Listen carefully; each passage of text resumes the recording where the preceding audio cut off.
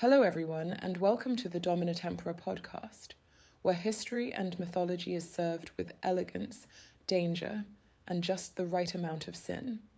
Before we begin, a few delightful updates to feed your irresistible mind. The Domina Tempora website has undergone a luxurious transformation. Go on, have a little wander, explore, indulge. And while you're there, become a member to receive our monthly members-only essay, written for those who prefer their history and mythology, laced with power, beauty, and a whisper of the forbidden. We now also have a curated shop offering ebooks, including the Domina dossiers, delectable, bite-sized explorations into the darker, more seductive corners of myth and history. And because your senses deserve spoiling, Domina Tempora now has a YouTube channel featuring ASMR, readings of Ovid and Edgar Allan Poe. Perfect for those who like their literature whispered into their soul. But if you adore this podcast, then you will love this. I have released a brand new course, Greek Mythology 101, a cultural guide to the gods and myths, now on Udemy. This isn't a dry academic survey. It's a seductive, intelligent initiation into mythology as culture, identity, and power. The course gives you the context, the symbolism, the worldview, so you stop just hearing the myths and start reading them like a goddess with the keys to the kingdom.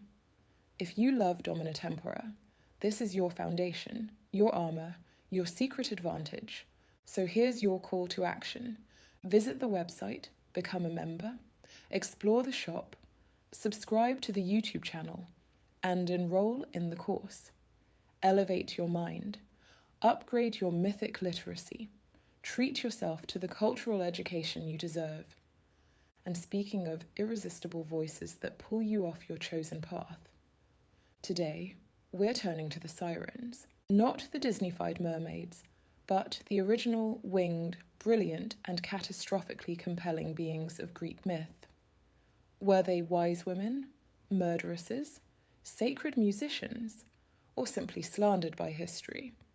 Let's look at how the Sirens transformed from intellectual, feathered guardians of forbidden knowledge into the seductive sea temptresses we think we know today. In Book 12 of the Odyssey, we read this passage: "Pause with your ship, listen to our song. Never has any man passed this way in his dark vessel and left unheard the honey-sweet music from our lips. First he has taken his delight, then gone on his way a wiser man. We know of all the sorrows in the wide land of Troy that Argives and Trojans bore, because the gods would needs have it so. We know all things that come to pass on the fruitful earth. Ancient cultures around the world saw the sea as a dangerous place, filled with beings who preyed upon people, especially men.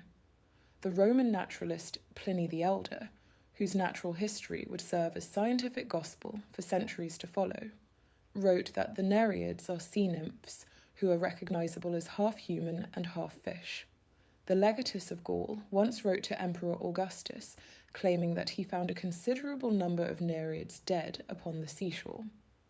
He further added that, "I have, too, some distinguished informants of equestrian rank, who state that they themselves once saw, in the ocean of Gades, a seaman, which bore in every part of his body a perfect resemblance to a human being, and that during the night he would climb up into ships, upon which the side of the vessel, where he seated himself, would instantly sink downward, and, if he remained there any considerable time, even go under water." Such maliciousness of the sea creatures is echoed in the Sirens of Greek mythology, who are known for seducing sailors with their sweet voices and lure them to their deaths. Surprisingly, Pliny, who was quite ready to believe in the existence of Nereids and seamen, discounted Sirens as pure fable. However, he still says that, although Dinon, the father of Clearchus, a celebrated writer, asserts that they exist in India, and that they charm men by their song, and, having first lulled them to sleep, tear them to pieces. Greek literature mentions sirens on many occasions, most notably in Euripides' Helen, where, in her anguish, Helen called the help of winged maidens, daughters of the earth, as well as Homer's Odyssey, Book 12. The cult of the Sirens was especially prevalent at Neapolis, Sicily, and southern Italy in general. The Sirens' popularity had a significant impact on many myths and legends, and the Latin name Sirenia lives on today as a term that describes an order of fully aquatic, herbivorous mammals. In early Greek art, sirens were represented as birds, with large women's heads, bird feathers, and scaly feet. Later, they were represented as female figures with the legs of birds, with or without wings, playing a variety of musical instruments, especially the lyre. The 10th century Byzantine encyclopedia Suda says that from their chests up, sirens had the form of sparrows, with lower body parts of a woman, or, alternatively, that they were little birds with women's faces. The sirens appear in scenes with Dionysus, or on top of funerary monuments, and they became a staple part of pottery scenes depicting Odysseus's voyage. Although ancient Greek arts shown sirens as male or female, the male siren disappeared from art around 5th century BCE, leaving only depictions of female sirens. This departure from depictions of a male version of the siren, which were closer in image to their Eastern counterpart, and the increased popularity of the female siren may be due to the fact that the sirens in the Odyssey are in fact female. This also moves the sirens away from foreign representations towards a more Grecian version. Ovid tells us that the sirens were the companions of young Kor, who later became the queen of the underworld Persephone. They were given wings by Demeter to search for Persephone when she was abducted. However, in the Fabulae of Hyginus, Demeter cursed the sirens for failing to intervene in the abduction of Persephone by giving them the appearance of half birds and half maidens with beautiful, but cursed, voices forever calling for their lost friend. Later legends were equally unkind to the sirens. One legend says that Hera, queen of the gods, once persuaded the sirens to enter a singing contest with the Muses. The Muses won the competition and proceeded to pluck out all of the sirens' feathers to make crowns out of them. Stephanus of Byzantium writes that, out of their anguish from losing the competition, the sirens turned white and fell into the sea at Aptera, featherless, where they formed the islands in the bay that were called Leucae, the white ones, modern Suda. Apollonius of Rhodes, in his 3rd century BC book Argonautica, Book 4, says that Jason had been warned by Chiron that the musician Orpheus would be necessary in his journey. When Orpheus heard the voices of the sirens, he drew out his lyre and played his music more beautifully than their song to drown out their voices. In Homer's Odyssey, Book 12, Odysseus was curious as to what the sirens sang to him. Therefore, on the advice of Circe, he had all of his sailors plug their ears with beeswax and tie him to the mast.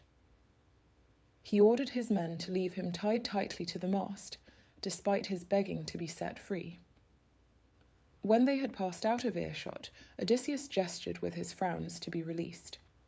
As the sirens were fated to die, if someone heard their singing and escaped them, after Odysseus passed by, they flung themselves into the water and perished. An Attic red-figured Stamnos from Volsci, from the circa 450 BCE, depicts a siren diving into the sea in apparent suicide. Although most retelling of the Odyssey depict the sirens as little more than dangerous women, leading men to their deaths, there have also been some studies that provide more depth. Instead of being seductive in any sexual way, the sirens are seductive because they hold terrible, painful secrets. Having lived for thousands of years, they know everything, and it is that knowledge that Odysseus is seduced by as his men row him past the sirens' home. Although later paintings of the sirens depict them as beautiful women, the sirens' looks were never a consideration in the Odyssey. The simple translation of mouth and lips made a significant difference in the sirens' image. Although the sirens sing a honeyed song, the song pours forth from their mouths. In most other modern translations of the Odyssey, the mouths of the sirens line is translated as lips. Lips are more kissable and less frightening than mouths. As throughout Odysseus's journey, the mouths of whirlpools and cyclopses threatened to consume him. The mouths of goddesses and shades were associated with dangerous realities. Linguist Jane Ellen Harrison notes that it is strange and beautiful that Homer should make the sirens appeal to the spirit, not to the flesh. The sirens never seduce Odysseus with their looks. They seduce with their minds as much as with their voices, offering Odysseus general knowledge and self-knowledge. Mouths, therefore, are bad news for Odysseus. The siren's mouth contains the truth, and the truth hurts. Based on Circe's description of them, lolling there in their meadow, round them heaps of corpses rotting away, rags of skin shrivelling on their bones, later writers have implied that the sirens were cannibals. Implications of the sirens being cannibals oversimplifies them. Instead, the end of the siren's song is death, with the sailors' fleshes rotting away, suggests that they have been singing the whole time and never even touched the sailors, let alone ate them. Instead, with their feathers stolen, the sirens' divine nature kept them alive, but unable to provide food for their visitors, who then starved to death by refusing to leave. By the 4th century, when pagan beliefs were overtaken by Christianity, the belief in literal sirens was discouraged. Although St. Jerome used the word sirens to translate Hebrew tannim, jackals, in Isaiah 13:22, as well as to translate a word for owls in Jeremiah 50:39, the word sirens was explained to be a symbol or allegory for worldly temptations. This is where things shift as church writers, especially moralizing monks, rebrand the siren as a symbol of female sexual temptation. To make the metaphor clearer, they morph her into a fish-tailed creature, aligning her with mermaids, lust, and sin. So, once upon a time, the sirens didn't seduce with their bodies at all. They seduced with mind and voice. They were feathered, powerful, mysterious, and their song promised knowledge so exquisite it tore men from their senses. But later, storytellers got creative. Christian writers feared women who could enchant without touching, so they redesigned the siren as a mermaid of temptation, all hips, waves, and forbidden pleasure. The original siren wasn't a sex symbol. She was an intellectual addiction. And honestly, that's far more dangerous.